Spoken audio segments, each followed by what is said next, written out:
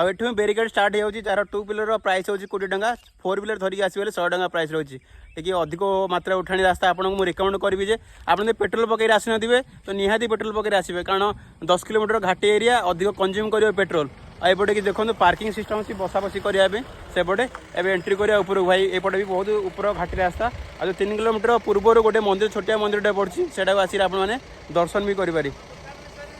कहीदे तो एपटे जो फाटक पड़ी फ्रंट रे किसी दुकान पड़ी ये देखो गुमुटी दुकान आ गाँव ना कौन भाई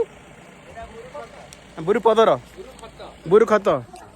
तो ए विलेज ना हूँ बुरुखत भाई दुकान देखो कौन स्नाक्स बिकुंट 4-5टा दुकान मिल जाव टीण पड़ी आउ ये नॉर्मल स्नाक्स फाक्स बिकुंट कोल्ड ड्रिंक मिल जाव आउ चिप्स मिल जाव सब किसी मिल जाव आपण घर एपटे परमानेंट एरिया ना आउ कौट अच्छी शशुर गोटे पाखे